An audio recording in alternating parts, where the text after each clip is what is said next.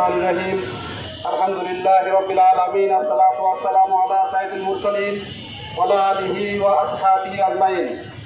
প্রান্তীয় সংগঠন বাংলাদেশ জামাত ইসলামী কেরানীগঞ্জ উপজেলা কর্তৃক আয়োজিত আজকের এই মিছিল উত্তর সমাবেশে সম্মানিত পরিচালক, আজকের এই প্রোগ্রামের সম্মানিত প্রধান অতিথি, বিশেষ অতিথিবৃন্দ, ইউনিয়ন এবং ওয়ার্ড থেকে আগত কর্মীবৃন্দ, সাংবাদিক ভাইরা, প্রান্তীয় কেরানীগঞ্জবাসী, আসসালামু আলাইকুম ওয়া রাহমাতুল্লাহি ওয়া বারাকাতুহু। প্রান্তীয় কেরানীগঞ্জবাসী, আজকে আমরা এখানে কি কারণে উপস্থিত হয়েছি আপনাদের কাছে পরিষ্কার। 2024 সালে জুলাই আগস্টে বিপ্লবের মধ্য দিয়ে হাজার হাজার ছাত্র জনতার রক্তের মধ্য দিয়ে দ্বিতীয় স্বাধীনতা অর্জনকারী এই বাংলাদেশ জামাত ইসলাম তথা সকল মানুষকে নিয়ে যে আন্দোলন করেছে এবং রক্ত দিয়েছে, রক্তের বদলাতে আগামীতে যে কোনো ধরনের বৈষম্য দূর করে এদেশে ন্যায় এবং সুখী সমৃদ্ধশালী একটি সরকার গঠনের আমরা প্রয়াস চালিয়ে যাচ্ছি।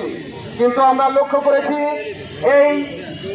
এই তত্ত্বাবধায়ক সরকার তথা এই অন্তর্বর্তীকালীন সরকার এদেশের মানুষের গণমানুষের আশা আকাঙ্ক্ষার প্রতিফলন না ঘটিয়ে একটি পক্ষকে পক্ষপাতদুষ্টভাবে রাষ্ট্রীয় ব্যবস্থায় তাদের সুযোগ সুবিধা প্রদান করে মানুষের অধিকার হরণ করছে।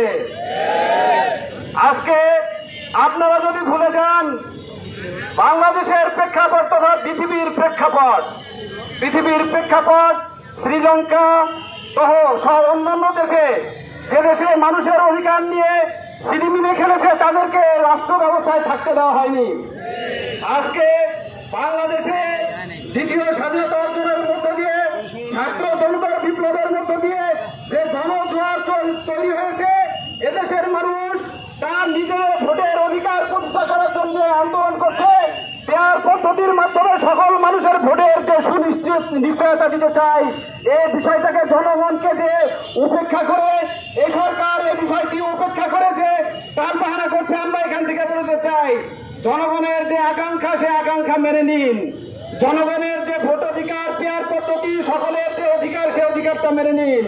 যদি না মেনে নেন, যে বিপ্লব শুরু হয়েছে এশিয়া মহাদেশে, এই বিপ্লবের মধ্যে দিয়ে আপনাদের কাছে যে বিষয়টা পরিষ্কার, বর্তমান প্রেক্ষাপটে ইন্ডিয়াতে আপনারা জানেন বাংলাদেশের বাতাস ইন্ডিয়াতে লেগেছে। ইন্ডিয়াতেও বৈষম্য বিরোধী বৈষম্যের পক্ষে ইন্ডিয়াতে গণছাত্র এবং যুবকরা যে আন্দোলন তুলেছে, মোদী সরকারকে বাধ্য করছে সে আন্দোলনে তাদের দাবি মেনে নিতে।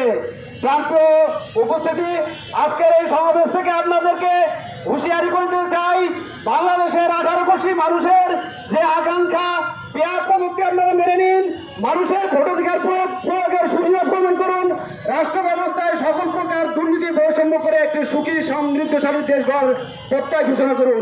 এই কথা বলে আমি আমার সংক্ষিপ্ত কথা শেষ করছি। আসসালামু আলাইকুম রহমতুল্লাহ। সম্মানিত কেরানীগঞ্জবাসী,